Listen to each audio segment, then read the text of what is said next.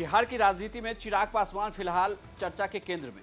चिराग पासवान लगातार पदयात्रा कर रहे हैं, अपने कार्यकर्ताओं से मुलाकात कर रहे हैं और अब उन्होंने पटना में प्रेस कॉन्फ्रेंस करके यह ऐलान किया है कि उनकी पार्टी 40 लोकसभा सीट पर अपनी तैयारी करेगी। साथ ही 243 विधानसभा सीट के लिए भी उनके कार्यकर्ता मजबूती से तैयारी करेंगे।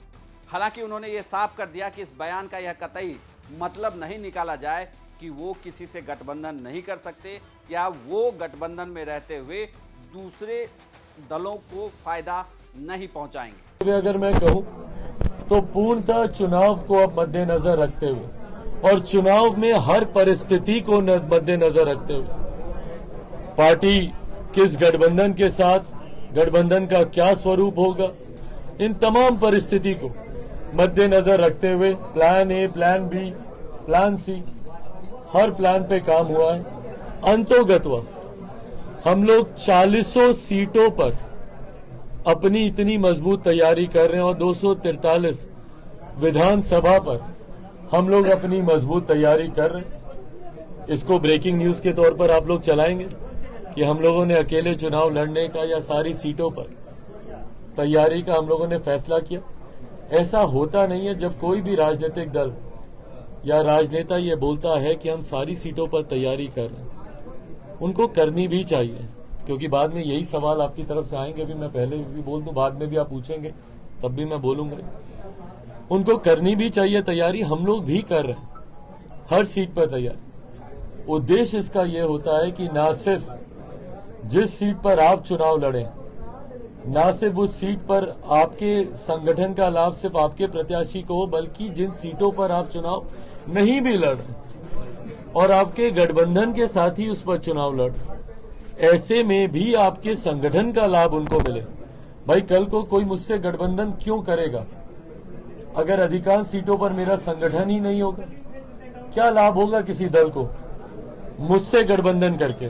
हम तो भैया उनके संगठन का लाभ ले लेंगे, पर हम अपना लाभ उनको कैसे दे पाएंगे? इसके लिए हर राजनीतिक दल को हर सीट पर तैयारी करना जरूरी है।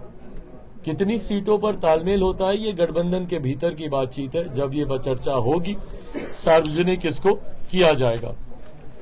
तो आज इसी उद्देश्य के चिराग पासवान का अपना यह बयान साफ तौर पर यह बताता है कि आने वाले दिनों में चिराग पासवान बिहार की राजनीति के लिए एक मजबूत प्लेयर बनकर उभर सकते हैं। साथ ही जो बड़ी बात यह है कि अगर वो यह दावा कर रहे हैं कि 40 लोकसभा सीट पर उन्होंने तैयारी शुरू कर दी है और अपने कार्यकर्ताओं को कहा है कि वो 40 की 40 सीटों पर तैयारी करें, तो इसका मतलब वो अगर किसी भी गठबंधन के साथ चुनाव के लिए उतरते हैं तो उससे से ज़्यादा सीटों की मांग होगी।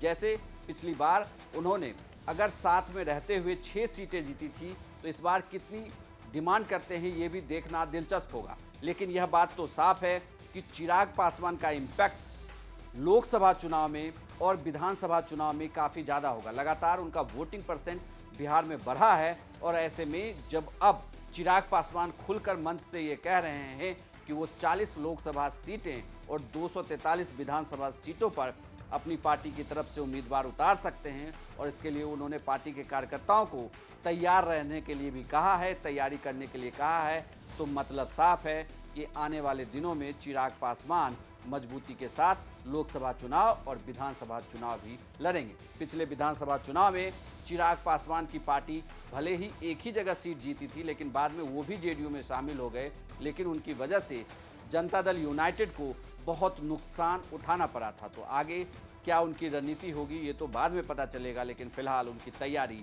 पूरी है 40 लोकसभा सीट के लिए और 243 विधानसभा सीट के लिए। आपको यह जानकारी कैसी लगी हमें कमेंट बॉक्स में लिखकर जरूर बताइएगा और बिहार की तमाम खबरों के लिए देखते रहिए बिहार तक। बिहार तक के लिए यह वीडियो सुजीत गुप्ता ने किया है।